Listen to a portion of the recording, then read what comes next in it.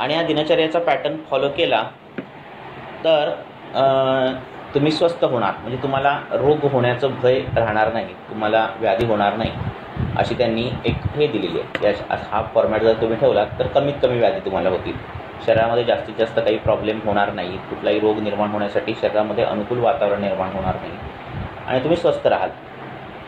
मग एवढ्यावर थांबतं आहे का? तर तुम्ही फक्त जर दिनचर्या फॉलो केली, व्यवस्थित पथ्यपाणी केलं, जेवणाच्या वेळा, आंघोळीच्या वेळा जे ज्या काही सांगितलेल्या आहेत त्या पद्धतीने दिनचर्या तुम्ही फॉलो केली तर तुम्ही आजारी पडणार नाही का? तर असं नाही आहे. ऋतुचर्या नावाची एक गोष्ट आहे की ही दिनचर्या फॉलो करताना केवळ दिवस सगळे समान नसणार आहेत, रात्र सगळ्या समान नसणार आहेत, मध्ये ऋतू येणार आहेत आणि ऋतू आल्यामुळे तुम्हाला काही ऋतुचर्याचे नियम पाळावे लागतात. म्हणजे आता हा वसंत ऋतू आहे, तर या वसंत ऋतूचे काही नियम पाळावे लागतात. मग ते नियम ह्या दिनचर्येला मध्ये काही ठिकाणी अल्टर होतात. म्हणजे काय की बाबा तर दिनचर्येत व्यायाम सांगितला आहे तर तो वसंतामध्ये करायचा आहे, पण परत ग्रीष्मामध्ये तो व्यायाम करायचा नाही. तर अशा काही दिनचर्येतल्या गोष्टी काय वाढवायच्या आहेत किंवा कधीकधी काही ऋतूनुसार कमी करायच्या आहेत. याला म्हणतात ऋतुचर्या. ही ऋतुचर्या आणि ही दिनचर्या पाळलीत तुम्ही, आहाराचे नियम पाळलेत, आहारातल्या काही गोष्टी पाळल्यात, सदवृत्ताचं काही पालन केलं तर तुम्हाला रोग होण्याची शक्यता अगदी नगण्य आहे, जवळजवळ नाहीच आहे. आणि तुमची रोगप्रतिकारक क्षमता एवढी चांगली होते की तुम्हाला कुठलीही इन्फेक्शन्स म्हणा किंवा शरीरावर झालेले कुठल्याही व्याधी जरी झाली तरी त्या व्याधीची तीव्रता तेवढ्या पटीत नसते. आणि म्हणून आयुर्वेदामध्ये हे जे ऋतू सांगितलेले आहेत ते त्याच्यानुसार कुठल्या ऋतूमध्ये कुठला व्याधी होऊ शकतो, कुठल्या ऋतूची दिनचर्या काय असली पाहिजे आणि ती दिनचर्या तशा पद्धतीने पाळली नाही तर काय व्याधी होऊ शकतात, याविषयी सविस्तर वर्णन दिलेलं आहे. त्यामुळे तुम्ही ज्यावेळी आयुर्वेदीय वैद्याकडे जाता त्यावेळी तुम्हाला तो दिनचर्या तर सांगतोच, शिवाय त्या ऋतूनुसार तुमची ऋतुचर्या कशी असायला हवी त्यानुसार तो सगळं पथ्य, त्याचे कागद असं तो देतो. आणि ह्याच्या मागचा हेतू हाच असतो की तुमची रोगप्रतिकारक क्षमता चांगली व्हावी, तुम्हाला व्याधी होऊ नये, यासाठी सगळं असतं. तुम्हाला काही प्रश्न असतील तर तुम्ही विचारू शकताय मध्ये मध्ये.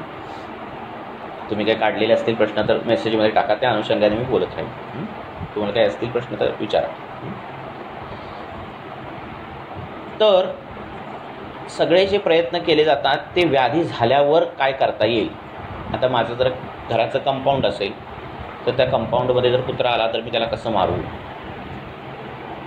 बैल घुसला तर कसा मारू, आलं लक्षात, कुठलं जनावर घुसलं तर कसं मारू, साप आला तर काय करू, ह्यासाठी सगळे अभ्यास केला जातो. आयुर्वेदानुसार असा अभ्यास केला जातो की ह्या मुळात कंपाऊंडच आपण असं बांधायचं की कुठलाच प्राणी आत शिरणार नाही. आणि हे जर काम तुम्ही एकदाच केलं तर नंतर तुम्हाला खूप अभ्यास करायची गरज पडत नाही. उद्या प्राणी बदलतो, कधी हत्ती येऊ शकेल, कधी उंट येऊ शकेल, तर तुम्ही जर सरसकट एक विचार करून ठेवला असेल कंपाऊंड आपण कसं बांधायचं, तर उद्या कुठलाही प्राणी आला, कुठलंही काही झालं तर तुमच्याकडे ते कंपाऊंड तेवढं मजबूत असणार आहे. तर हे महत्त्वाचं आहे, कारण उद्या प्राणी बदलणार आहे, तुम्हाला प्रत्येक वेळी वेगवेगळे विचार करावे लागणार आहेत. आणि त्यामुळे आयुर्वेदीय दिनचर्या काय आहे, आयुर्वेदीय ऋतुचर्या काय आहे, कसं पालन करायला पाहिजे हे जवळच्या वैद्याकडून, आयुर्वेदीय वैद्याकडे जाऊन समजून घेणं फार गरजेचं आहे. आता यापैकी तुम्हाला काही प्रश्न असतील, मी एक सुरुवात केली चर्चासत्राची, तर तुम्ही बिनधास्त विचारा. काही असतील तुमचे प्रश्न न लाजता तुम्ही विचारा, त्याचे मी उत्तर देण्याचा प्रयत्न करणार आहे. कोणी विचारा प्रश्न, माईक चालू करा आणि प्रश्न विचारा.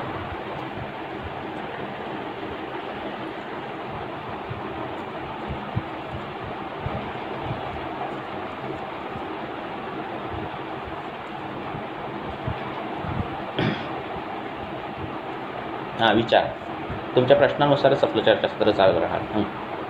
येतोय.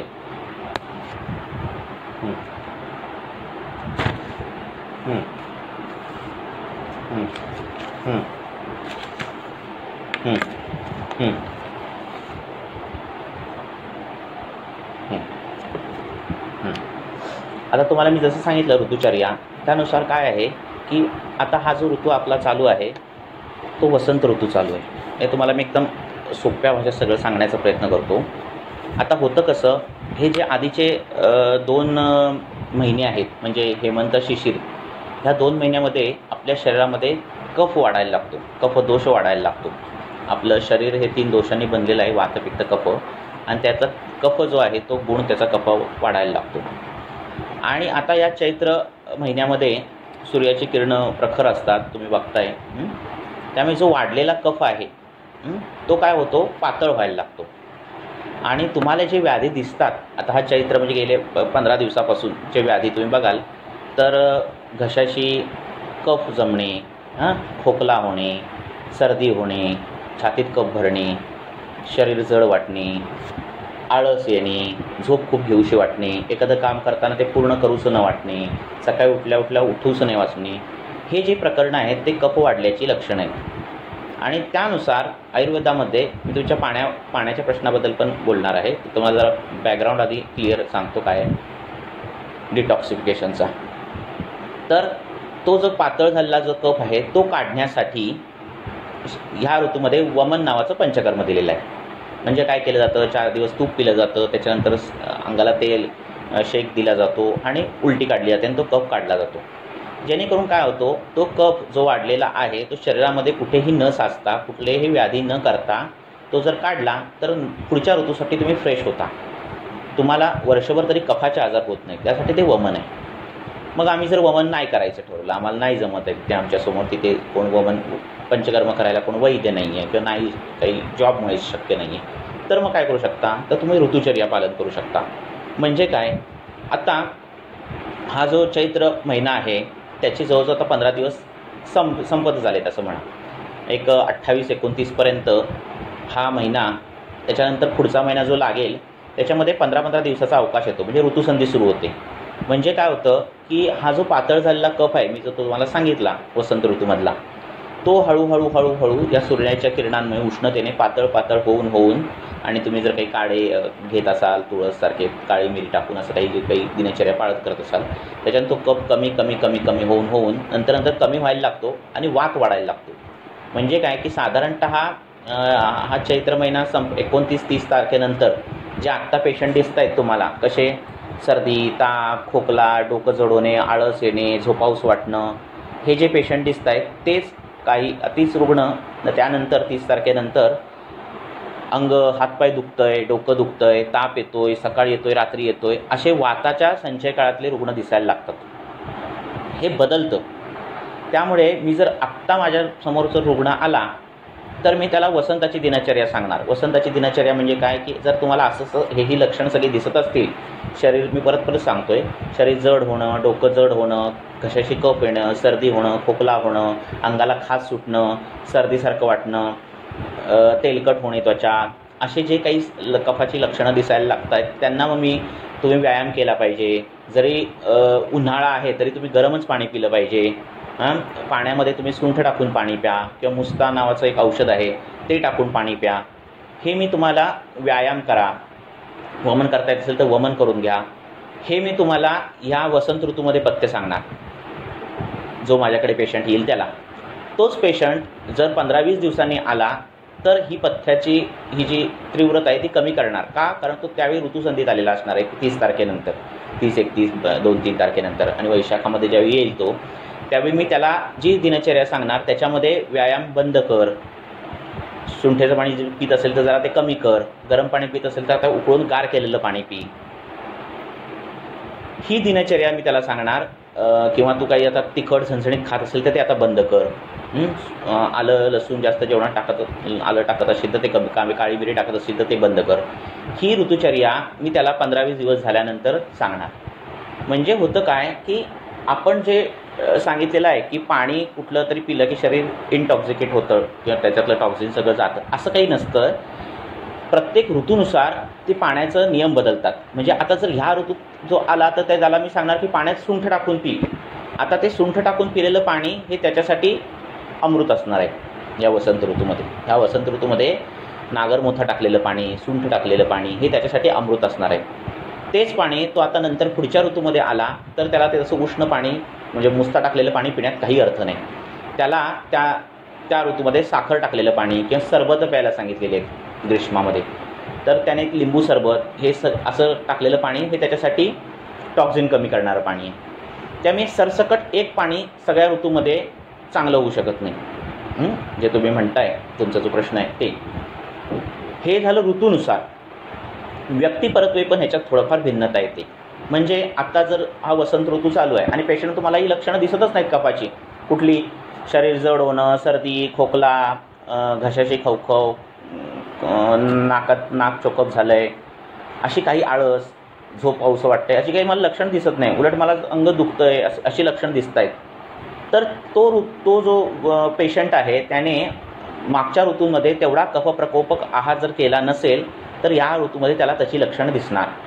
आता त्या पेशंटसाठी ही जी मगाशी सांगितली दिनचर्या की तू व्यायाम कर, सुंठ टाकलेलं पाणी पी, कफ कमी करणारा आहार कर, ही दिनचर्या त्याला सांगून उपयोग नाही.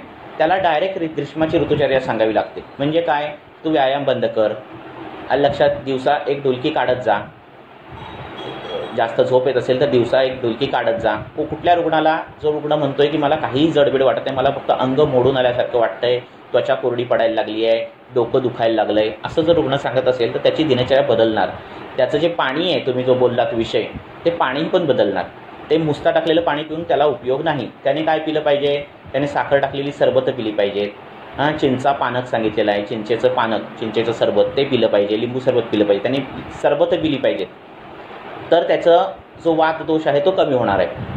त्यामुळे सरसकट सगळं पाणी सगळ्या ऋतूमध्ये चालणार नाही की 15-15 दिवसानंतर ते पथ्यामध्ये फरक करावा लागतोय. कारण आत्ता जर आपण वसंत, आता एक 10 दिवस आहेत की तुम्ही वमन हे करू शकता, 10-15 दिवस. एकदा का कफ कमी व्हायला लागला की तुमचं पंचकर्म बदलतं, तुमचे दिनचर्या बदलते, तुमचे आहार विहार बदलतं आणि तुमचं पाणी पण बदलतं. त्यामुळे ऋतू कसा आहे, व्यक्तीचं हे कसं आहे हे गरजेचं आहे. त्यामुळे एक पॅटर्न नाही सांगता येत. म्हणजे काय की हे पाणी प्या, हे पाणी तुमच्या शरीरातलं विष कमी करेल, असं अन्न खा, की तुम्ही असा पॅटर्न सांगता येत नाही कुठल्याहीच वैद्याला. का, ऋतूनुसार बदलतो प्रकरण आणि तुमच्या प्रकृतीनुसार प्रकरण बदलतं. आणि त्यामुळे एक विशिष्ट प्रकारचं पाणी प्या म्हणजे शरीरातले दोष जातील असं काही होत नाही. तुम्हाला उत्तर मिळालं का अजून काही प्रश्न आहे त्याच्यात? कळालं ना? मी जास्तीत जास्त सोप्या भाषेत सांगतोय. तर हा जो वाढलेला कफ आहे या थंडीतला, म्हणजे डिसेंबर, जानेवारीतला, फेब्रुवारीतला, हा आता पातळ होतोय. म्हणजे झाले 10-15 दिवस आणि त्याच्यात आम्ही वमन करून घेतो वैद्य लोक. तर आता 15 दिवसांनी तो तेवढा पातळ काही होत नाही, तो संपायला लागतो ॲटोमॅटिकच ऋतूनुसार. लक्षात, किंवा कुठे जर त्याच्या शरीरात कुठेतरी अडकायचं असेल तिथं तो अडकतो आणि व्याधी निर्माण करायला सुरुवात करतो. आणि ह्या 15 दिवसानंतर हळूहळू दिनचर्या बदलावी लागते. त्याला ऋतुसंधी म्हणतात. म्हणजे ह्या ऋतुसंधीत आजार खूप वाढतात. म्हणजे कुठला, आता साधारणतः सांगतोय की या 30 तारखेनंतरचे 10-15 दिवस ह्याच्यात जी कुठली आजाराची जी काही तुम्हाला आकडेवारी दिसेल ती वाढलेली थोडी दिसेल 10-15 दिवस, तर तो ऋतुसंधी आहे. पटकन पेशंटला कळत नाही नेमकं कुठल्या ऋतूमध्ये स्विच व्हायचं. आलं लक्षात? म्हणजे जो ग्रीष्माची ऋतुचर्या पाळत असेल त्यालाही तिथे त्रास होतो आणि जो एकदम वसंताची पाळत असेल त्यालाही त्रास होतो. मी वसंताची ऋतुचर्या म्हणजे काय सांगितली की तुम्हाला व्यायाम केलं पाहिजे, तुम्ही कोरडं अन्न खाल्लं पाहिजे. म्हणजे आत्ताच्या ऋतूची म्हणतोय, वसंत म्हणजे आत्ताचा ऋतू, हा चैत्र महिना जो चालू आहे, तुम्ही कोरडं अन्न खाल्लं पाहिजे. म्हणजे गहू भाजून खायचा, तांदूळ भाजून त्याचा भात करायचा, ज्वारीची भाकरी खायची. जरी उन्हाळा वाटत असला तरीही गरमच पाण्याने आंघोळ करायची. लक्षात आलं? गरमच पाणी प्यायचं. जरी उन्हाळा असला तरी कोमटच पाणी प्यायचं. ही वसंत ऋतुचर्या आहे. लक्षात, ही तुम्ही आत्ता चैत्र महिन्यात पाळलीच पाहिजे. काही दिवसानंतर म्हणजे 15-20 दिवसानंतर तुम्हाला ही दिनचर्या हळूहळू त्याग करून तुम्हाला ग्रीष्माच्या ऋतुचर्येमध्ये यायचं आहे. म्हणजे आता ग्रीष्मामध्ये वात सुरू होणार वाढायला. एकदम वाढत नाही मोठ्या प्रमाणात. बारीक सांधेदुखी सुरू होते, बारीक डोकेदुखी सुरू होते, बारीक पोटात गॅस पकडायला लागतो, त्वचा हळूहळू कोरडी व्हायला लागते. ही हळूहळू सुरुवात होते. त्याला 2-3 महिने लागतात पूर्ण तो वात वाढायला. म्हणजे तुम्हाला आषाढामध्ये बस्ती दिली जाते. बस्ती हा वाताचा उपक्रम आहे, तो दिला जातो. पण ही सुरुवात व्हायला लागते. आधीच जर कुठला वातव्याधीचा पेशंट असेल, म्हणजे त्यांनी खूप औषधोपचार घेतला आहे, कुठेतरी ॲडमिट झाला आहे, खूप त्याच्यावर उपचार झालेले आहे, त्यांनी तो थकलेला आहे, त्या रुग्णाचं ह्या ग्रीष्म ऋतूत म्हणजे ह्या 15 दिवसानंतर त्याची लक्षणं इन्क्रीज व्हायला लागतात. म्हणजे काय व्हायला लागतं, त्याचं सांधे दुखायला लागतात जास्त, त्वचा जास्त कोरडी व्हायला लागते, घसा कोरडा पडायला लागतो, पोटात गॅस पकडायला लागतो, पूर्ण अंग दुखायला लागतं. हे ग्रीष्म ऋतूत जाणवायला लागतं. कुठल्या रुग्णाला? ज्या रुग्णाचे काही खूप उपचार झालेले आहेत, ज्याच्या शरीरावर खूप शोधणं झालेली आहे, ज्याच्या शरीरावर खूप प्रयोग झालेले आहेत, जो व्याधीने थकलेला आहे, अशा रुग्णांमध्ये ही लक्षणं वैद्य लोक आम्हालाही कळत असतात म्हणजे ही ऋतुचर्या माहिती असते, प्रकरण काय आहे. बाकीच्यांसाठी 15 दिवसांनी आकडेवारी वाढणार आहे हे त्यांच्यासाठी काही वेगळं गणित असेल, पण आमच्यासाठी ते गणित खूप सोपं झालेलं असतं. म्हणजे 15 दिवसानंतर काय होणार आहे, काय जसं पंचांगामध्ये सांगितलेलं असतं की उद्या सूर्योदय ह्या वेळेला आहे, उद्या सूर्यास्त ह्या वेळेला आहे, ग्रहण ह्या वेळेला आहे, हे जे प्रिडिक्ट केलेलं असतं ते मॅथेमॅटिक्स आहे, बरोबर आहे. त्यानुसार होतं सूर्योदय 6:30 तर 6:30 सूर्योदय होतो. तसं हे प्रिडिक्शन आहे सगळं, हे ऋतुचर्या सांगितलेली आहे. त्यानुसार आम्हाला कळतं की आता काय ऋतुचर्या बदलायची आहे, कुठली ऋतुचर्या. आता ग्रीष्मामध्ये काय आहार विहार सांगायचा, त्यानुसार आम्ही सांगतो, बदलतो. त्यामुळे रुग्ण आजच्या महिन्यात औषध घेऊन गेला आणि पुढच्या महिन्यात औषध घेऊन गेला, लगेच पथ्य आम्ही चेंज करतो, लगेच औषधांमध्ये फरक करतो. हा बदल वैद्य म्हणजे आयुर्वेदिक जो शिकला आहे तो त्याला करता येतो. नाहीतर होतं कसं, आपण हे जर काही माहिती नसेल तर आपण काय होतं, अरे त्यांनी तर मला गेल्या महिन्यात असं पाणी प्यायला सांगितलेलं सुंठेचं आणि टेस्ट मी पिते, पहिला तर 10 दिवस काही त्रास नाही झाला, पण आता मला असं का व्हायला लागलं आहे, आता अंग का दुखायला लागली आहे, मी मुस्ता टाकून पाणी पितोय पण गेल्या महिन्यात तर मला बरं वाटतं, पण ह्या महिन्यात मला त्रास का व्हायला लागला आहे. मग त्यांनी सांगितलं ते चुकीचं सांगितलं का, की आता मी आणलेली पावडर चुकीची आहे. आवाज येत नाही माझा क्लिअर? बाकीच्यांना येतोय का आवाज? ज्यांच्याकडे नेटवर्क खराब असेल त्यांना कदाचित आवाज खराब येईल. आवाज येतोय माझा क्लिअर? हां, तर त्यानुसार ते रुग्ण मग बोलतो, अरे मग मी आधीच्या महिन्यात आणलेली पावडर चांगली होती आणि ह्या महिन्यातली पावडर खराब आहे, असं तर आहे का? तर असं काही नसतं. ऋतू बदललेला असतो. ऋतू बदलल्यानुसार तुम्हाला पथ्य बदलावी लागतात आणि हे ट्रीटमेंटच चेंज होतो. 15 दिवसानंतर तुम्ही बघा रुग्णांमध्ये कसा फरक दिसायला लागतो. जे वैद्य डॉक्टर्स असतील त्यांना कळेल. हे बारकावे आयुर्वेद शास्त्रात आहेत सगळे आणि त्यामुळे जज करणं फार सोपं जातं. मोठ्या किचकट केसेस चुटकीसरशी सॉल्व्ह होऊन जातात. बरं, पाण्याचा विषय तुम्हाला कळाला? अजून कोणाचे काही प्रश्न आहेत का?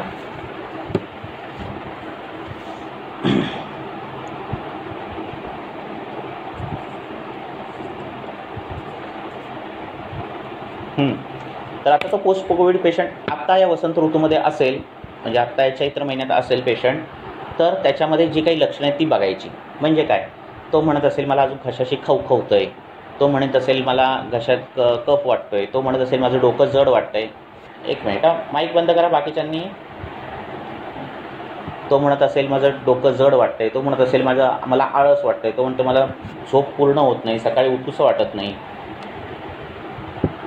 वाटत नाही, असं जर तो काही म्हणत असेल तर त्याच्या आहारविहारामध्ये सांगतो की सुंठ टाकलेलं पाणी प्यायचं, किंवा नागरमोथा मिळतो त्याचं पाणी टाकायचं, किंवा पंचकोल नावाचं पावडर मिळते ती थोडीशी टाकून पाणी प्यायचं. तो म्हणत असतो. असे जर लक्षणं दिसत असतील तर पोस्ट कोविडचा रुग्णाचं सांगतोय मी तुम्हाला, तर त्याला सांगायचं की बाबा तू दिवसा झोपू नकोस, रात्री पूर्ण झोप घे. त्याला सांगायचं की तेलकट तुपकट असं काही जास्त खाऊ नकोस, दुधाचे पदार्थ बंद कर, पनीरसारखे पदार्थ बंद कर. आत्ताच्या ऋतूमध्ये पनीर दुधाचे पदार्थ तुम्हाला बाधणार. कोणाला? ज्यांना ही लक्षणं आहेत त्यांना, ज्यांना आळस वाटतो, डोकं जड वाटतं. मी परत सांगतोय, ही सगळी लक्षणं कफाची ज्यांना आहेत त्यांना हे पदार्थ बाधणार. मग तो पोस्ट कोविडचा रुग्ण असेल. जर तो पोस्ट कोविडचा रुग्ण असेल आणि त्याला ही लक्षणं नसून वाताची लक्षणं असतील. वाताची लक्षणं म्हणजे काय, की तो म्हणतो अंगदुखी आहे, मला त्वचा कोरडी पडते, डोळे दुखतात, डोकं दुखतंय, कानाला ठणके मारतायत, हात सांधे दुखायला लागलेत, पोटात गॅस पकडतो आहे, त्वचा कोरडी होते आहे, केस गळत आहेत, अशी जे काही तो लक्षणं सांगत असेल तर त्याला ग्रीष्म ऋतुचर्या पाळायला लावायची. ग्रीष्म ऋतुचर्या म्हणजे काय, तर त्याने उकळून गार केलेलं पाणी, त्याचं बनवलेलं सरबत त्याने पिली पाहिजे. सरबत कसली बनवायची? चिंचेचं सरबत तुम्ही बनवू शकता, लिंबू सरबत बनवू शकता. ही सरबत त्याने पिऊ शकतो. लिक्विड डाएट जास्त घेऊ शकतो तो, कारण तो ग्रीष्म ऋतुचर्या त्याला पालन करायची गरज आहे. तो दुपारी झोपू शकतो, त्याने दुपारी झोपलं तर चालतंय. त्याला जर काही कंठाचे आजार असतील, म्हणजे घशाचे खवखवत असेल, घशात कफ असेल, तर त्यांनी दुपारी झोपायला सांगितलेलं नाही. म्हणजे त्यांना अगदी रात्री पण झोप कमीच घ्यावी कंठाच्या आजारांना, असं सांगितलेलं आहे. म्हणजे त्यांनी रात्री लवकर झोपावं आणि पहाटे लवकर उठावं, की कंठाचे आजार बरे होतात. तर ही म्हणून बोललो, हे सगळा जो मोठा पॅटर्न आहे त्याने काय करावं हे त्या आयुर्वेदिक वैद्याकडे गेलं की तो पॅटर्न व्यवस्थित लिहून देईल. त्यामुळे 2, 3, 4 पोस्ट कोविड पेशंट असतील तर प्रत्येकाची तुम्हाला दिनचर्या ही बदललेली असणार, त्याचा आहारविहार बदललेला वैद्य सांगेल आणि बाकीच्याही गोष्टी सांगेल. इतका एवढा सेम पॅटर्न सगळ्यांना लागू होत नाही, एवढं लक्षात ठेवा. काही पेशंट पोस्ट कोविडचे असतात ते विषार्ताची लक्षणं असतात, म्हणजे काही विषपदार्थ आहेत त्याच्याने शरीरावर काही हे होतात, तर त्याची काही शास्त्रात लक्षणं दिलेली आहेत विषार्ताची. तर तशी असतील तर त्यांना थंड पाणी पिणं, तुपासारखे पदार्थ खाणं, ही दिनचर्या सांगावी लागते. पाण्यात काही विषग्न औषधं आहेत, शिरीष, हरिद्राम, वाळा अशी काही विषग्न चंदनासारखी औषधं आहेत, ती पाण्यात टाकून ते पाणी दिलं जातं. तर अशी लक्षणं असतील तर त्यांना अशी दिनचर्या आणि असं पालन करावं लागतं. तर प्रत्येक पेशंटनुसार पथ्य ही बदलतात. अजून विचारा ना, विचारा आवाज येतो.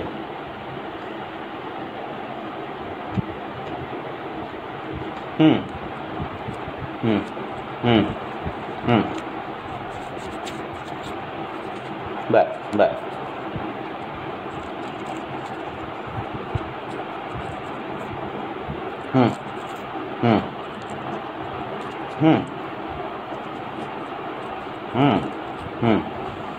बरोबर.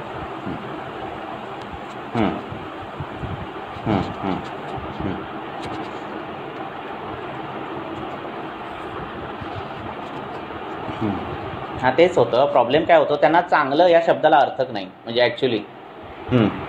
म्हणून मी सांगतोय की तुमच्या पेशंटमध्ये काय लक्षणं सुरू झाली पोस्ट कोविडनंतर. त्याला ही लक्षणं सुरू झाली, कफाची जी मी तुम्हाला लिस्ट सांगितली ती सुरू झाली का वाताची सुरू झाली. त्यांना अशी कुठलीही लक्षणं दिसत नसतील. कफाची जी सांगितली तुम्हाला, जी मी जास्त सोप्या भाषेत सगळं सांगतोय, आणि किंवा वाताची लक्षणं जी अंगदुखीपासून सगळी, तर त्याच्यातलं कुठलीही दिसत नसेल तर तुम्हाला आत्ता त्यांची वसंत ऋतुचर्या पाळायला पाहिजे. वसंत ऋतू जर त्यांना थकवा असेल, अशक्तपणा असं काही आहे का त्यांना?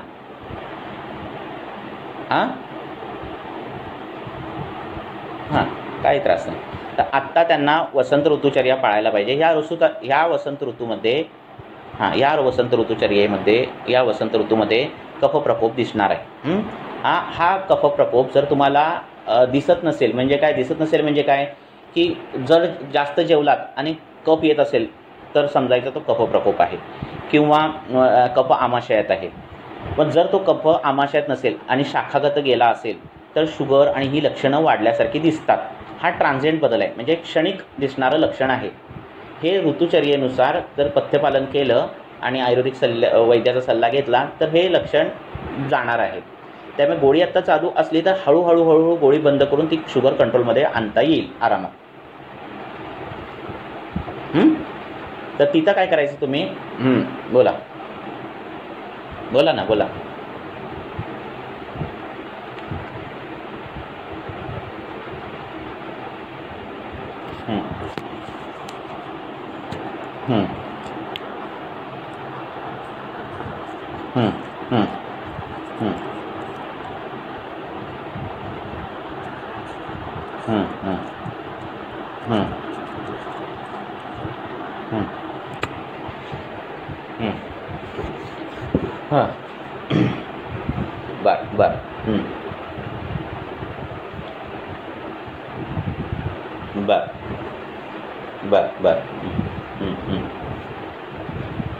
तर आता कसं आहे ना, तेच सांगतोय तुम्हाला. पूर्ण रिकवर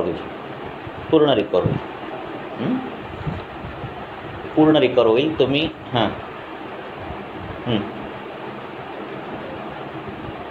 रिव्हर्सेबल आहे.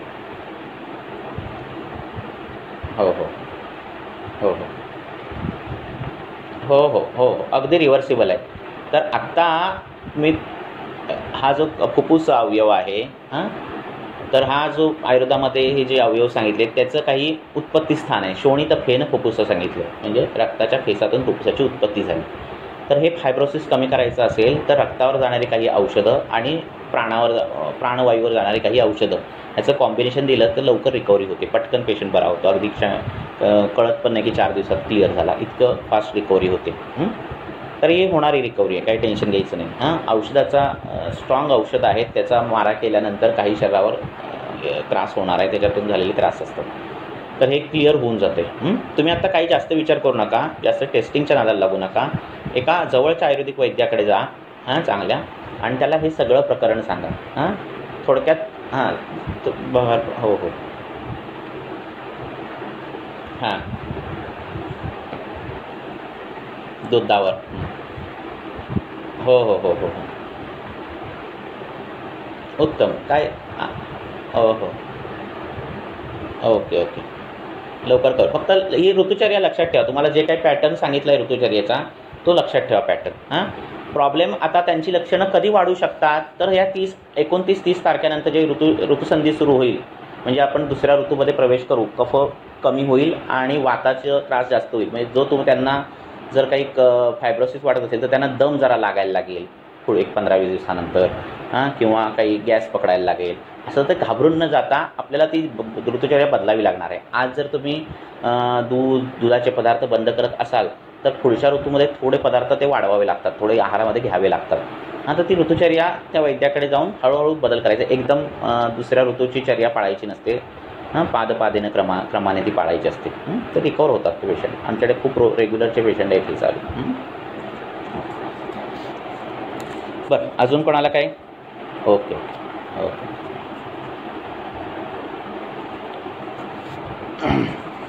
अजून कोणाला काही प्रश्न असतील तर विचारा.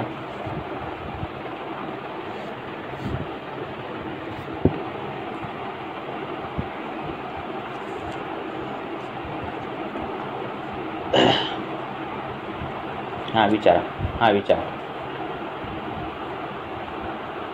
विचारा.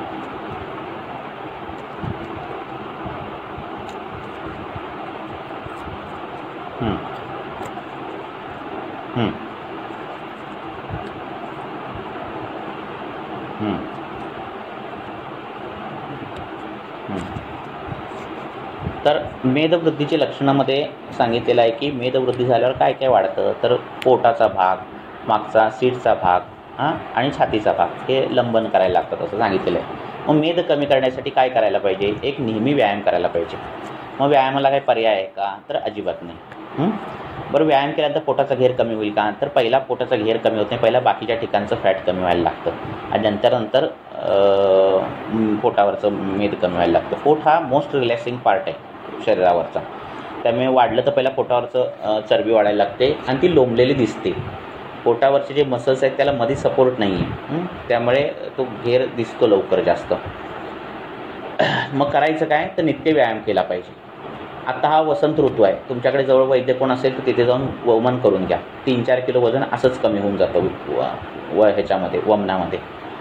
वसंत ऋतूचर्येत परत दुसरा ऋतू आता येणार जो आहे तो ग्रीष्म म्हणजे वाताचा ऋतू येणार आहे. म्हणजे तुम्ही जर आत्तापासून जर व्यायामाची सवय लावली तर लवकर पोटाचा घेर कमी होईल या ऋतूंमध्ये. नंतरच्या ऋतूंमध्ये तेवढा तो होणार नाही, पण आत्ताच्या या 4-5 महिन्यामध्ये कमी होण्याची शक्यता खूप आहे. पोटाला तेल लावणं, अंगाला तेल लावणं आणि व्यायाम करणं हे सुरू करा. तिळाचं तेल लावायला लागलात आणि व्यायाम करायला लागलात तर मेद पातळ व्हायला लागतो, मेद झडायला लागतो आणि मांसाची ताकद वाढायला लागते. तर हे त्याला काही ऑप्शन नाही, म्हणजे ह्या गोष्टी सोडून तसं तुम्ही सुरू करा. ठीक आहे.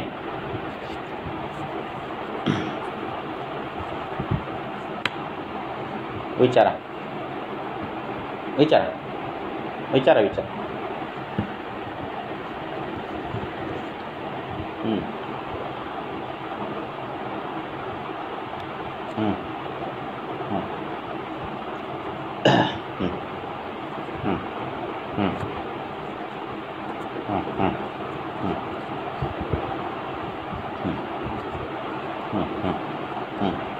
आता एक लक्षात ठेवा, रोगप्रतिकारक क्षमता जी आहे ती अनेक काळाच्या आपल्या दिनचर्येचा, अनेक काळ आपण जे मानसिक विचार करतो सकारात्मक, त्या सगळ्याचा परिपाक म्हणजे रोगप्रतिकारक क्षमता असते.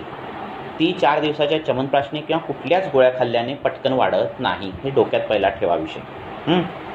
कसं आहे सांगतो तुम्हाला हे प्रकरण, की जसं आपण एक गड जो आहे असा गड असतो, बरोबर आहे, आणि त्या गड म्हणजे आपलं शरीर असं समजा, आणि त्या गडाच्या आजूबाजूला सैन्य असतं. त्या सैन्याचं काम काय असतं? या गडाची काळजी घेणं. या गडावर कुठलंही आक्रमण झालं तर ते सैन्य त्याला सडेतोड उत्तर देण्यासाठी सक्षम असतं. म्हणजे हे सैन्य म्हणजे आपली रोगप्रतिकार क्षमता वाढवणाऱ्या पेशी किंवा अशा पद्धतीने तुम्ही ते कम्पेअर करा. आता होतं कसं, आपण रोजची दिनचर्या कशी पाळली जाते, म्हणजे रोज किती वाजता उठलं जातं, किती वाजता जेवलं जातं, कशा पद्धतीने जेवलं जातं, काय जेवलं जातं, किती वाजता झोपलं जातं, दिनचर्या कशी फॉलो केली जाते, आणि आपण विचार कसे करतो सकारात्मक, त्यानुसार हे जे सैन्य आहे ते किती ताकदवान झालं पाहिजे किंवा किती ताकदवान होईल हे त्याच्यावर डिपेंड असतं. 1-2 गोष्टीचा म्हणजे पटकन बाबा मी च्यवनप्राश खाल्ला हे सैन्य बळकट होईल असं काही होणार नाही. थोडंफार एक 15-19-20 होऊ शकतं, पण खूप काही त्याच्यावर परिणाम पडत नसतो. आलं लक्षात? हे सगळं म्हणजे तुमच्या दिनचर्या, ऋतुचर्येचा आणि तुमच्या आहार विहाराचा परिपाक म्हणजे हे सैन्याची ताकद आहे. आलं लक्षात? आता ह्या गडावर कुठल्या शत्रूचं आक्रमण झालं की हे सैन्य जे तयार जे असतं ते काय असं झोपलेलं नसतं, तयार असतं. ते लगेच त्या आक्रमणाशी लढायला हे करतं, काय होतं, उठतं आणि त्याच्यावर आक्रमण करायला लागतं. आता आपण जे वॅक्सिन घेतोय किंवा ह्या ज्या गोष्टी केल्या जातात त्याच्याने काय केलं जातं, हे जे सैन्य आहे त्याच्यासमोर एक खोटं शत्रू असा त्याच्यासमोर थोडा असा समोर त्याच्यात नेला जातो की जर काय आम्ही तुमच्या गडावर आक्रमणच करायला येणार आहोत.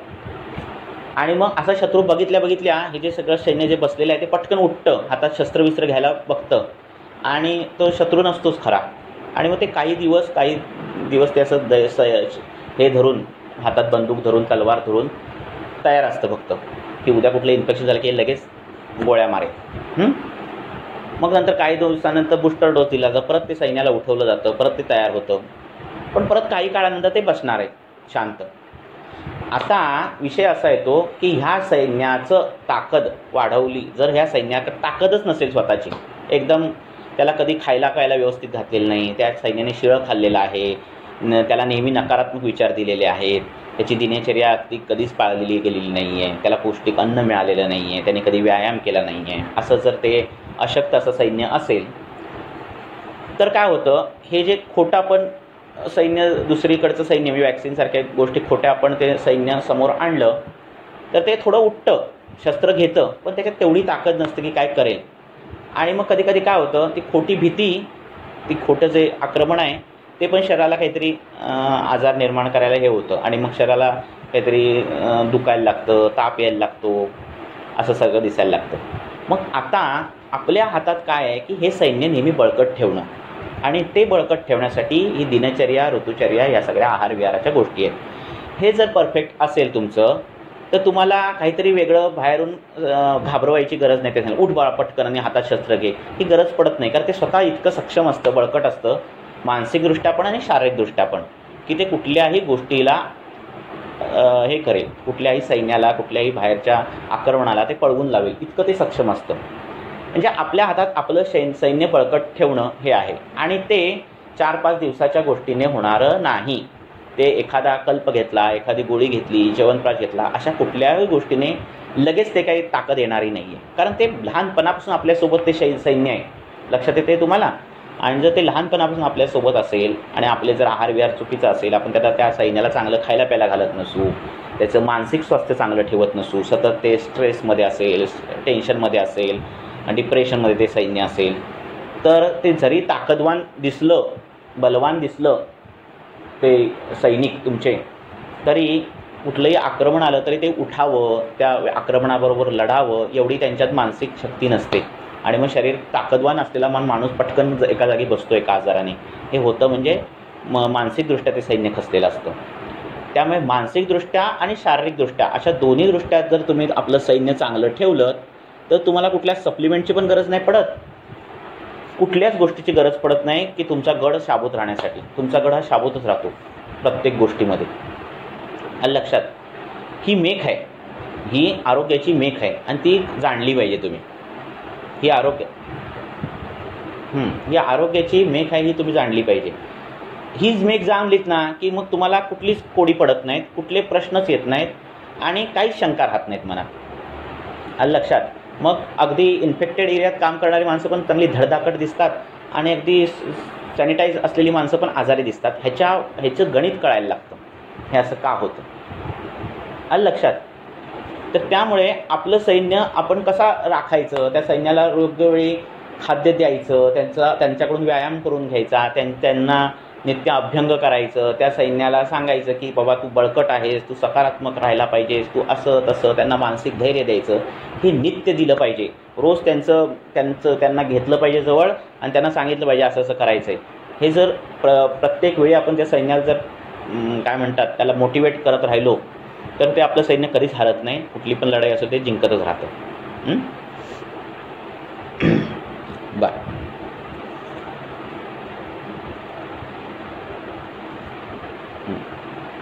कारण होतं कसं लोकांचं शास्त्रावरचा विश्वास.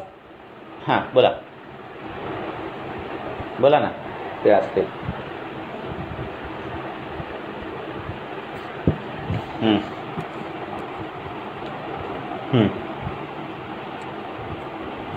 तिळाच्या तेलाचा फायदा असा आहे, तिळाच्या तेलाचा असा आहे की तिळाचं तेल हे श्रेष्ठ आहे सगळ्या तेलांमध्ये. दुसरी गोष्ट असं आहे ते स्रोतसांमध्ये म्हणजे शरीराच्या त्वचेमध्ये जातं, तिथल्या मेदाला पातळ करतं आणि जाडा माणूस बारीक होतो आणि बारीक माणूस पण जाड होतो. असे दोन्ही फायदे तिळाच्या तेलाने मिळतात.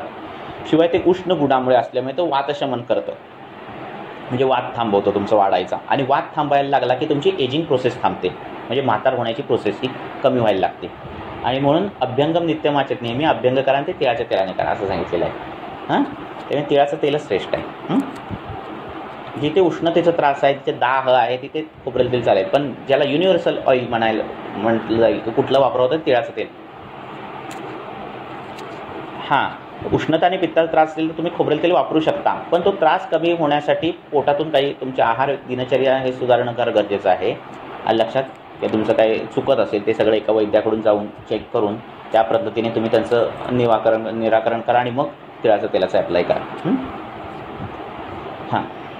काय बोलतो होतो आपण मगाशी. तर तुम्ही दिनचर्या आपण पाळली नाहीत म्हणजे काय, कधी पण उठणार, कधी पण झोपणार, व्यायाम तर कधीच करणार नाही, झोपून राहणार, काही खाणार, 10 वेळा चहा पिणार, 5 वेळा कॉफी पिणार, मॅगी खाणार 11 वाजता, 12 वाजता कोणी सामोसा आणला सामोसा खाणार, अपचन झालं की वर अँटासिड खाणार, अशी सगळी दिनचर्या असेल. आणि आता बाबा व्हायरस आला, हे आला आणि आता मी च्यवनप्राश सुरू करतो, तर अशाने काही काडी मात्र रोगप्रतिकारक क्षमता वाढत नाही, हे डोक्यात ठेवा. लक्षात. इतकं सगळं सोपं नाही आहे जेवढं वाटतं. शरीराचे नियम हे पाळायलाच लागतात, दिनचर्या ही पाळायलाच लागते, त्याला ऑप्शन नाही.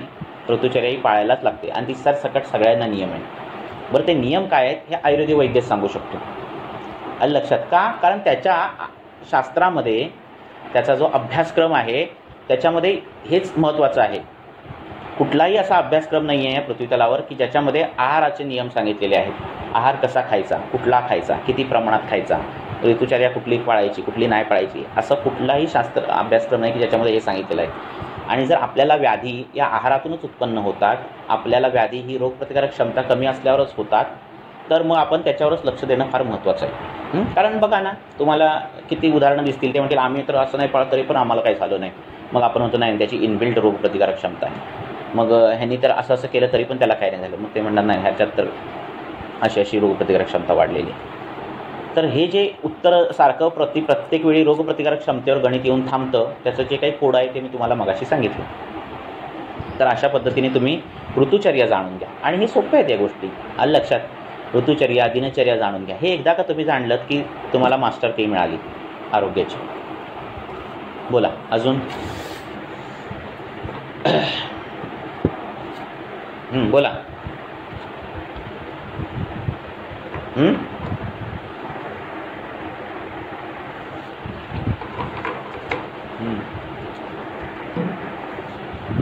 कोणाला दुसरा प्रश्न विचारायचा आहे? कोणाला काय विचारायचं आहे विचारा. तर प्रत्यक्ष जवळच्या वैद्याकडे जाऊन का पोट साफ होत नाही, आपला आहार विहार कुठे चुकतोय का, हे बघून तुम्ही विचारून घ्या आणि त्याप्रमाणे उपचार करा. दुसरा कोणाला विचारायचं आहे का?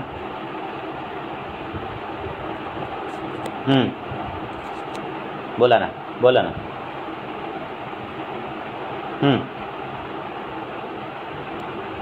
एक्स्ट्रा फॅट कमी करण्यासाठी एक म्हणजे व्यायाम करायचा आणि आहारामध्ये बदल करायचे. जे मेद वाढवणारे आहार आहेत, तुमचा माईक बंद करतो मी म्हणजे डिस्टर्ब होत नाही. जे मेद वाढवणारे आहार आहेत आणि मेद वाढवणाऱ्या शरीराच्या ज्या काही क्रिया आहेत, म्हणजे विहार जो आहे तो कमी करावा लागतो. म्हणजे काय, दिवसा झोपणं बंद करणे, रात्रीचं जेवण 6पर्यंत करणे, हे लवकर करणे, दूध, दुधाचे पदार्थ, तुपाचे पदार्थ असे जे काही जास्त खाण्यात येत असतील तर ते कमी करणं, जड अन्न जे काही खात असाल पनीरसारखे पदार्थ, ते पदार्थ कमी करणं आणि नित्य व्यायाम करणं, ह्या गोष्टी केल्या तर फॅट निश्चित कमी होतं. आणि अभ्यंग करणं म्हणजे अंगाला तेल लावणं. व्यायाम हा नेहमी तेल लावूनच करायला सांगितलेलं आहे, तेल लावूनच व्यायाम करायचा. तर ह्याच्याने ते कमी होतं. अजून जर कोणाला काही विचारायचं असेल तर विचारा.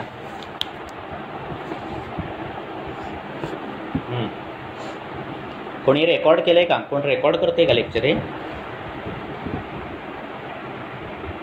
बरं, तोच मी आत्ता सांगितलं मगाशी. तुम्ही आत्ता नव्हतात मगाशी? हॅलो, हा जो मी आत्ता जो सांगितलं मी तुम्हाला, हे तुमचं शरीर एक गड आहे असं जर समजलं तुम्ही, तर हे साईडचं सैन्य आहे तुमची रोगप्रतिकारक क्षमता जी आहे ते. आणि ते सैन्य चांगलं ठेवण्यासाठी तुम्हाला आधीपासून दिनचर्या, ऋतुचर्या ही तुम्ही पाळली गेलेली पाहिजे. लसीकरण करतो म्हणजे काय करतो आपण, त्या सैन्याच्या जवळ एक असं खोटं सैन्य पाठवतो की आम्ही तुमच्या गडावर हमला करणार आहे, आक्रमण करणार आहे. आणि त्यामुळे हे बाकीचं जे आपलं सैन्य आहे ते उठतं, हातात शस्त्र घेतं लढण्यासाठी, पण समोर काय शत्रू नसतो. हे किती वेळ घेणार त्याला काही लिमिट आहे. ते 15 दिवस घेतील हातात शस्त्र, 20 दिवस घेतील, त्याला काही लिमिट आहे. मग परत बूस्टर डोस असतो की परत सैन्याला उठवायचं, परत त्याला एक लिमिट असतं की तो किती वेळ उठेल. म्हणजे आपलं मुख्य ध्येय काय असलं पाहिजे, हे उठवा न उठवा ही नंतरची गोष्ट. आपलं मुख्य ध्येय काय असलं पाहिजे, हे जे सैन्य आहे म्हणजे आपली रोगप्रतिकारक क्षमता ही मजबूत जर असेल तर ही सगळीच गणितं सुटून जातात. आलं लक्षात? त्यामुळे ती टिकवण्यासाठी प्रयत्न करा. वेगळा काय प्रश्न असेल तर कोणी विचारा.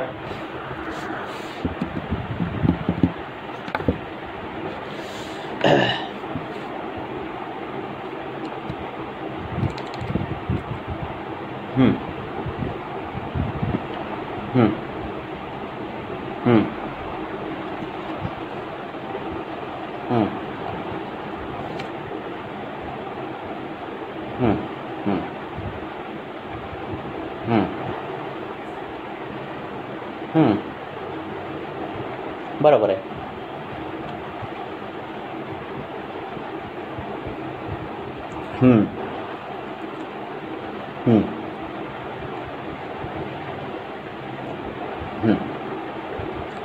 हां, तर आता तुम्हाला हा मार लागलेला आहे, बरोबर आहे. आता मार ज्यावेळी लागतो त्यावेळी तिथे वातप्रकोप होतो आणि रक्तदृष्टी होते. म्हणजे काय होतं, तर आता ह्या ऋतूत तुम्हाला एवढी लक्षणं दिसणार नाहीत की तो सांधा दुखतोय किंवा काय. पुढच्या ऋतूमध्ये म्हणजे साधारणतः वैशाख, ज्येष्ठ या पुढच्या ऋतूंमध्ये आषाढापर्यंत तोच पाय तुमचा परत दुखायला लागेल आणि तुम्हाला परत MRI काढायला लागेल अशी वेळ येईल. कारण ऋतूनुसार वातप्रकोप होणार आणि तुम्ही जस्ट पडल्यामुळे तिथे आयुर्वेदानुसार खवैगुण्य होतं. म्हणजे तो जो शरीरामध्ये फिरणारा जो वात आहे तो जिथं पडला तुम्ही तिथे अडकायला लागतो. मग काय करायचं आता? तर आता बाकीचं काही न करता पुढच्या ऋतूमध्ये जसा वात वाढायला लागेल तसं तुम्ही आहारामध्ये तुम्ही काय काय ठेवायचं, तर तुम्ही आहारामध्ये गव्हासारखे पदार्थ ठेवायचे. त्याचं काम आहे संधान खरं. तर गव्हासारखे काही पदार्थ ठेवायचे, म्हणजे गव्हाची चपाती खा, त्याच्यावर गाईचं तूप घ्या. हे मोठ्या प्रमाणात करा. मोठ्या प्रमाणात म्हणजे रोज तुपाचं प्रमाण 1-2 चमचे तरी असलं पाहिजे. आणि व्यायाम अजिबात करू नका. म्हणजे त्यांनी जरी आत्ता ह्या ऋतूत जर काही फिजिओथेरपी सांगितली असतील आणि त्या ह्या ऋतूत जरी बऱ्या वाटत असतील तरी पुढच्या ऋतूमध्ये त्याच्याने तुम्हाला परत दुखणार आहे. त्यामुळे वेगळा काही व्यायाम करू नका. रेग्युलर जो चालता फिरता तो व्यायाम ठेवा. अंगाला तेल लावायला सुरुवात करा. आता तुमचा जो सांधा हे होतोय, सूज आली आहे किंवा काय होतंय, तर त्याला लाक्षादी तेल नावाचं तेल मिळतं, ते तुम्ही लावू शकता. किंवा मुरुवेण्णा नावाचं तेल मिळतं, नंतर ग्रुपवर मी टाकेन ते तेल. तर ही तेलं तुम्ही लावायला सुरुवात करा. आणि वर्षा ऋतूमध्ये म्हणजे आषाढ महिना, मी महिने का सांगतो तुम्हाला एक्झॅक्ट कळेल म्हणून, आषाढ महिन्यामध्ये तुम्ही साधारणतः बस्ती सुरू करा. बस्ती जवळचा वैद्य असेल तर कराच करा कंपल्सरी, म्हणजे तो परत सांधा पुढच्या आषाढात अजिबात दुखणार नाही. तर बस्ती सुरू करा. 8 दिवसाची 15 दिवसाची जे काही वैद्य बोलतील ती बस्ती सुरू करा. आणि तीच झालं की तुम्हाला तो विषयच क्लिअर होऊन जाईल. गुडघेदुखी हा. ठीक आहे.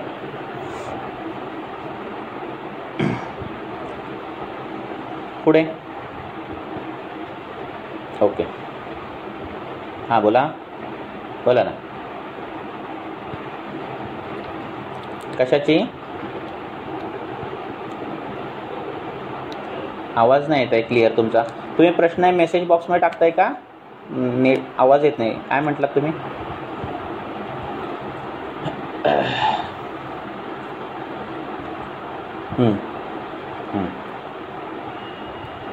हां, युरिक ॲसिड आपण सांधे काय होतात?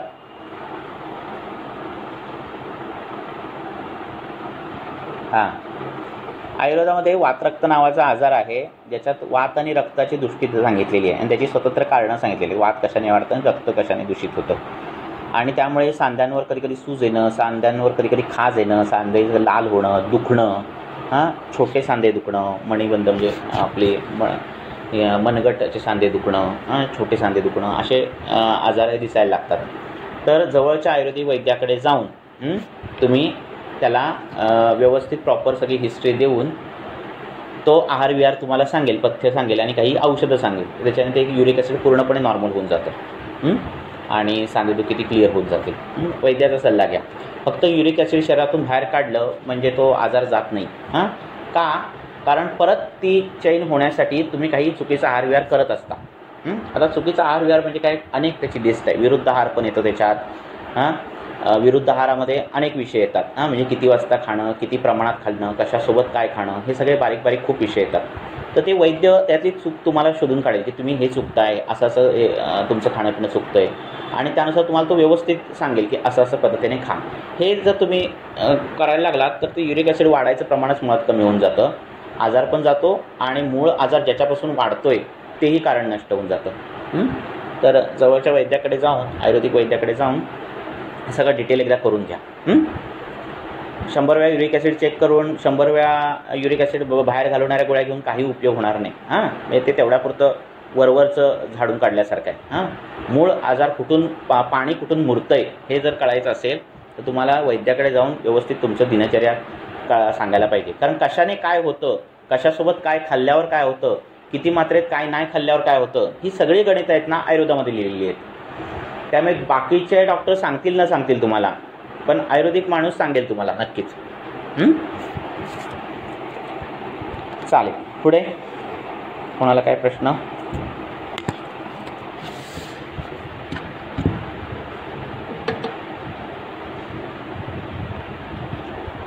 अजून एक 15 मिनटं बोलू. बोला. हां बोला, येतोय आवाज. काय?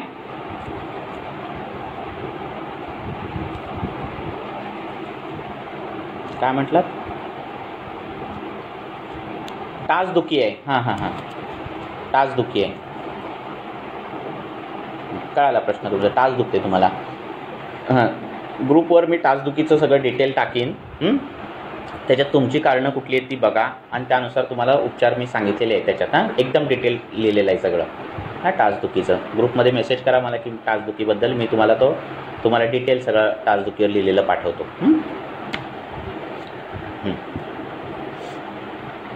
प्रत्येकाची टाचदुखीचं पॅटर्न वेगळं आहे आणि त्याचे हेतू वेगळे आहेत प्रत्येकाचे. तिखट, आंबट, मांसाहार करणारे यांची टाचदुखी वेगळी आहे. सतत उभे राहून व्यवसाय असणारे त्यांची टाचदुखी वेगळी आहे. 50 नंतरचे काही रुग्ण आहेत त्यांची टाचदुखी वेगळी आहे. टाचेला मार लागला आहे त्याच्यामुळे टाचदुखी वेगळी आहे. त्याचे प्रकार वेगवेगळे आहेत हेतूनुसार आणि त्याच्यानुसार उपचार पण बदलतात. तर ते मी सगळे डिटेल आपल्या शास्त्रोक्त आयुर्वेद ग्रुपवर टाकेन. अजून काय कोणाला काय विचारायचं असेल विचारा. 10-15 मिनटं बघूया. बोला.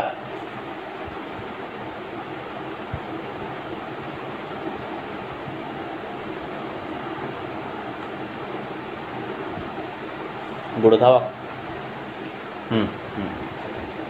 तर कटकट आवाज येणं हे लक्षण, गुडघा जो आहे म्हणजे कुठलाही सांधा जो आहे ते वाताचं स्थान आहे, पण ते स्थान नेहमी त्यातला जर कफ कमी झाला तर त्याच्यामधली पोकळी जास्त निर्माण होते, म्हणजे त्याच्यामध्ये आकाश महाभूत वाढतं आणि आकाश महाभूत वाढलं की जानुध्वनी हे लक्षण दिसायला लागतं, म्हणजे कटकट आवाज येणं.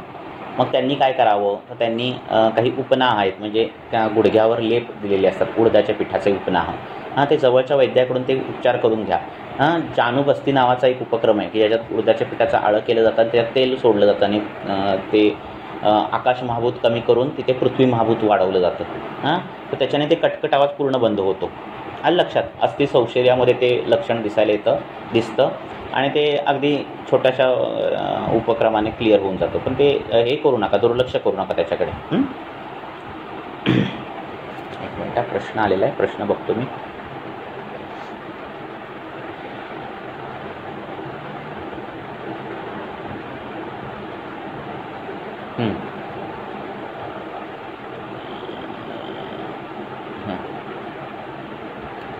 कोरडा खोकला असेल,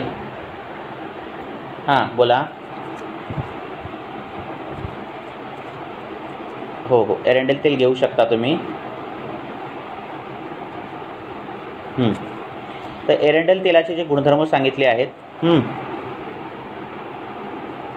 सांगतो सगळं, एरंडेल तेलाबद्दल सांगतो सगळं. माईक बंद करा तुमचा. एरंडेल तेल हे झालं. एरंडेल तेल हे उष्ण आहे, स्निग्ध आहे, कटू आहे. आता हे काही गुणधर्म जे तुम्हाला काही गोष्टी कळत नाही ते मी नाही सांगत, इझी सोपं जेवढं आहे तेवढं सांगतो. एरंडेल तेल घेतल्यावर काय होतं, तर एक तुमचं जंत जे होण्याची चान्सेस असतात, पुरुषजे कृमी ज्याला म्हणतात, पक्वाशयात निर्माण होणारे कृमी, ते कृमी मरून जातात, ते पडतात. दुसरे, आतड्यांची गती तुमची सुधारते. तिसरं, संडास साफ झाल्यामुळे वात जो आहे तो खालच्या दिशेने जायला लागतो, तो वर फिरत नाही, त्यामुळे वरचे जे काही व्याधी तो निर्माण करतो ते होत नाही. आणि ते तेल स्निग्ध असल्यामुळे, त्याच्यामध्ये व्यवहारिक गुणधर्म असल्यामुळे पक्वाशयातला वात कंट्रोलमध्ये राहतो. पक्वाशयातला वात कंट्रोलमध्ये राहिल्यामुळे सार्वधायिक वात कंट्रोलमध्ये राहतो, त्यामुळे पूर्ण अंगाची जी काही झीज होत असते, एजिंग प्रोसेस असते, वात ती कमी व्हायला लागते. मग एरंडेल तेल प्यायचं कसं, तर साधारणतः सकाळी उठल्यानंतर 1-2 चमचे एरंडेल तेल 1 कपभर गाईचं दूध असं मिक्स करायचं आणि सकाळी रिकाम्या ते प्यायचं. 2-3 तासानंतर भूक लागली तर नाश्ता बिष्टा काही करायचा, कळ आली तर संडास जायचं आणि मग नाश्ता करायचा, नाही कळ आली तर मग नाश्ता 2-3 तासानंतर नाश्ता करा आणि मग टॉयलेटला कळ येईल, 2-3 वेग येतील. जेवढं एरंडेल तेल घेतलं तेवढे संडासला होतात, जुलाब होतात, त्याच्यानंतर जुलाब थांबतात. एरंडेल तेलाने पाण्याचे जुलाब लागत नाहीत, त्यामुळे जरी मात्रा वाढवली 2 चमच्याऐवजी 4 चमचे जरी घेतले तरी काही त्रास होत नाही, कधीच अशक्तपणा येत नाही. आणि आठवड्यातून 1-2 वार असं घेत जावा.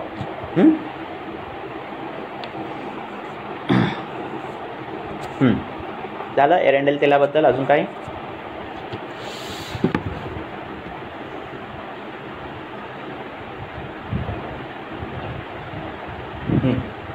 अजून कोणाला काय विचारायचं? कोरडा खोकला काय, जर कोरडाच खोकला असेल तो कशामुळे येतो ते बघायला पाहिजे. शिक्षक यांचा काही पेशा की ज्यांना सतत ओरडावं लागतं, सतत बोलावं लागतं, त्यांच्यामध्ये उदाहरणाचा प्रकोप दिसतो आणि कोरडा खोकल्याची लक्षणं दिसायला लागतात. तर तो 2 पद्धतीने कमी करता येतो. एक, स्निग्ध शीतद्रव्यांचं चाटण घेणं, म्हणजे कंटकारी आदी घृत नावाची तूप आहे, त्याच्याने तो कोरडा खोकला कमी होतो. किंवा खडीसाखर चघळली तरी कमी होतो. जर तो उदावर्तजन्य असेल, म्हणजे मूळव्याध असेल आधी आणि त्याच्यानंतर तो कोरडा खोकला असं काही लागत असेल, पोट गॅस पकडतो आणि तर ते उदावर्त ट्रीट करावं लागतं. म्हणजे काय करावं लागतं, मूळव्याधीवर ट्रीटमेंट करावी लागते, मलबद्धतेवर ट्रीटमेंट करावी लागते, पक्वाशयातील वातावर ट्रीटमेंट करावी लागते, तर तो कोरडा खोकला कमी होतो. त्यामुळे खोकला हे लक्षण अनेक व्याधींमध्ये येतं. ते प्रतिशय कासा राजयक्ष्मापासून ज्वरामध्ये अशा सगळ्या व्याधींमध्ये ते येतं. वातज ज्वर असेल त्याच्यामध्ये पण कोरडा खोकला लागतो. त्याला चिकित्सा करताना अमृत आदी ज्या काही योग सांगितले ते द्यावे लागतात. कशातला कोरडा खोकला आहे, स्वतंत्र व्याधी आहे का कोरडा खोकला, बाकी काही नाही ना, तर मग स्वतंत्र असेल तर कंटकारी आदी घृत आहेत किंवा वासावल्यासारखे आहेत ते घृत टाकून देणं, असं सगळं करावं लागतं. खडीसाखर चघळणं, बेड्यासारखे काही गोष्टी आहेत, जर कफ त्याच्यात असेल तर बेड्याचं चाटण देणं, असं सगळं असतं.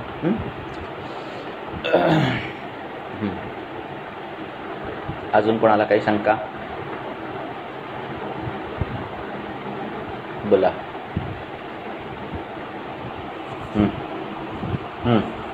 बोला ना. हां. तर जवळच्या आयुर्वेदिक वैद्याकडे जायचं, सगळं डिटेल बघायचं, कशामुळे आपला वात प्रकोप होतो. जर अनेक वर्षापासून मानेचा कमरेचा त्रास असेल तर सरळ आत्ताचा पुढचा ऋतू म्हणजे हा आता 15-20 दिवस गेले की सरळ बस्त्या करून घ्यायच्या. म्हणजे परत तो तर, कारण आता हा त्रास, आता आपल्या शरीरातलं बल कमी कमी होत जातं आहे, लक्षात ठेवा. हां, म्हणजे आता हा ऋतू, त्याचा पुढचा ऋतू, अगदी श्रावण आषाढ ह्याच्यापर्यंत शरीराचं बल कमी कमी होत जाणार आहे. हां, ताकद कमी कमी होत जाणार आहे आणि वात प्रकोप वाढायला लागणार आहे. त्यामुळे मानेचं कमरेचं दुखणं आता वाढत जाणार आहे पुढे पुढे 20 दिवसानंतर. तर आत्ताच पुढच्या महिन्यामध्ये जवळच्या वैद्य असेल तर बस्तीसारखे उपचार करून घेणं. ते जमत नसतील तर आहारात तुपासारखे प्रमाणाचं मोठ्या प्रमाणात वापर करणं, रोज अंगाला तिळाचं तेल लावणं आणि रोज तिळाचं तेल लावून अंघोळ करणं, अंघोळीच्या वेळी साबण जास्त न लावणे. ह्या गोष्टी केल्या तर त्यातल्या त्यात वाताचं तुमचं हे होईल. आणि त्याच्यातून थोडं तुम्हाला वाटलं की दुखणं आहे किंवा तर जवळच्या वैद्याकडे जाऊन व्यवस्थित उपचार करून घ्या. अजून कोणाला काय शंका, काय प्रश्न असतील तर विचार.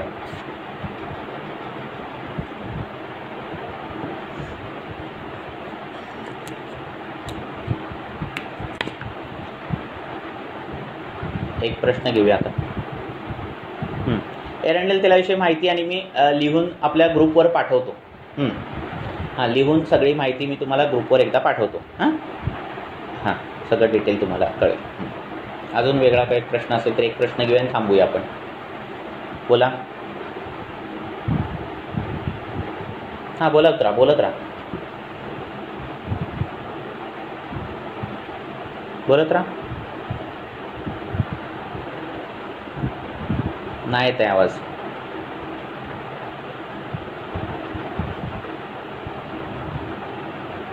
दुसरं कोण प्रश्न विचारायचा असेल तर विचारा. तुम्हाला तुमचा आवाज येत नाही, तुम्ही ग्रुपवर टाकलात तरी चालेल प्रश्न.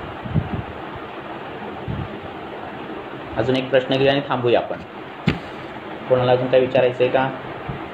मेसेजमध्ये काही प्रश्न आहेत का?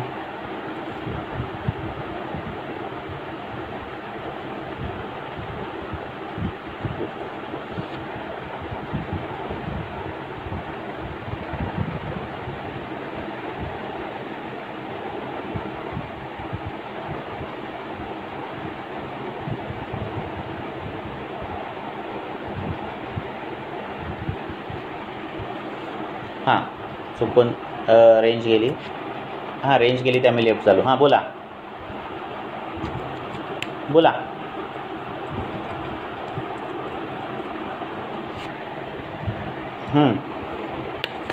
हो, काय आहे, काय आहे? कोहळा, कोहळा. हां हां हां हां हां हां हो, कोहळा खाऊ शकता, काही प्रॉब्लेम नाही. उत्तम. आणि पुढच्या ऋतूमध्ये तर सुरूच करा खायला. कारण आता जर ऋतू जर तुम्हाला ह्या ऋतूमध्ये अग्निमांद्य असतं, कोहळा जरा जड पडतो.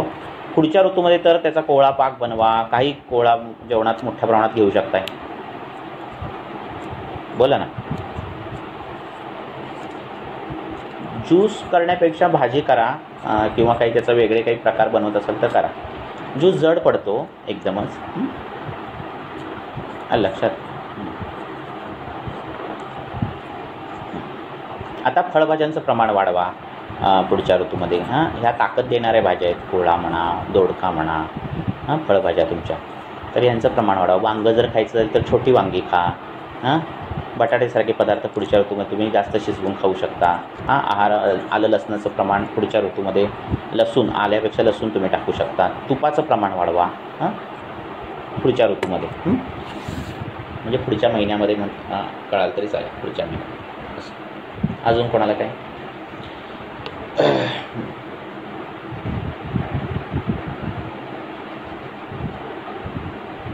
अजून एक प्रश्न घेऊया आणि थांबूया आपण. 1 तास व्हायला लागला आहे. विचार, कोणाला काय विचारायचं आहे? एक अजून प्रश्न घेऊया आणि थांबूया. बोला. स्लीप डिसबद्दल मी बोललेलो आहे लेक्चर्समध्ये. मी त्याची लिंक आपल्या ग्रुपमध्ये पाठवतो, डिटेल सगळं तुम्हाला ते कळेल स्लीप डिसबद्दल. स्लीप का होते, कोणामध्ये होते, त्याचं कारण काय, केवळ चुकीचा आहारविहार घेतल्या, चुकीचं काही व्यायाम केल्यानंतर किंवा चुकीची काहीतरी क्रिया केल्यानंतरच होते त्या काही आहारावर त्याचा आहारामुळे काही होते का, हे सगळं मी ते लेक्चर्समध्ये सांगितले. त्या लेक्चर्सची मी लिंक ग्रुपला पाठवेन.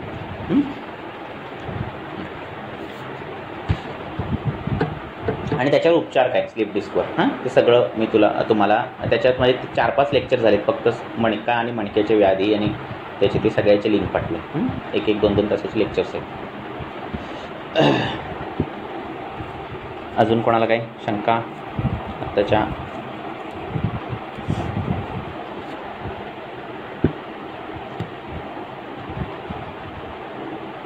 हां बोला ना. माहिती हां बोला.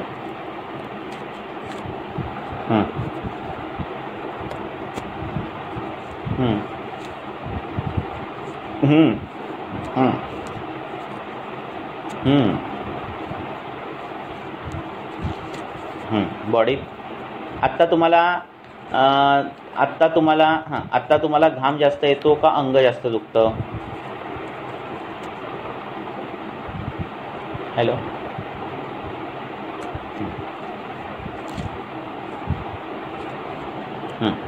अजून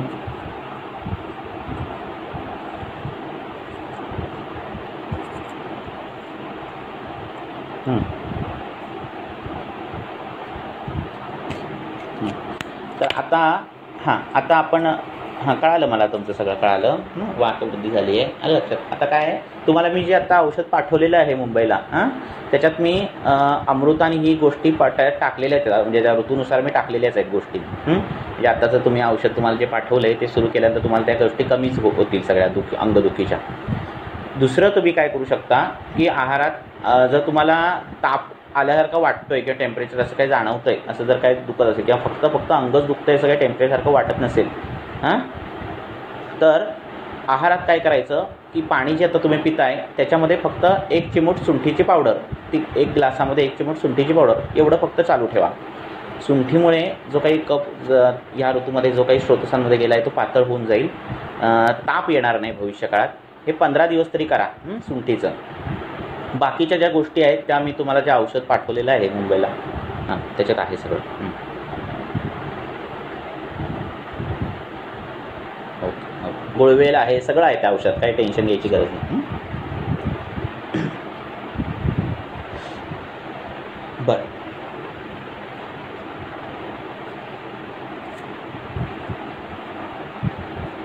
अजून कोणाला काही अजून एक प्रश्न घेऊन थांबूया आपण. 1 तास 5 मिनटं झालेली आहे.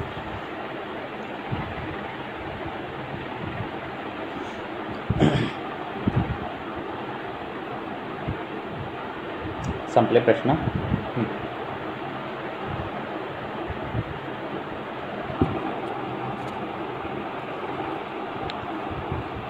गुळवेलीचं काय झालं?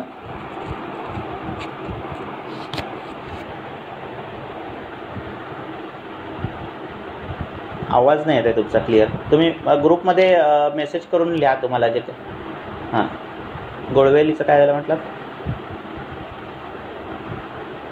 नाही नेटवर्क नाही येत तुमचं.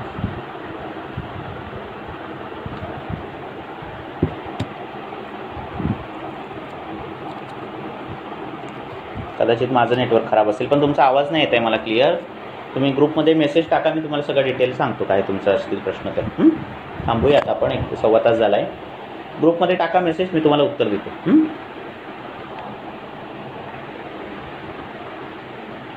ठीक आहे. ओके धन्यवाद. हां ग्रुपमध्ये टाका तुम्ही सगळं. सगळं तुम्हाला उत्तर देतो. चालेल. ओके.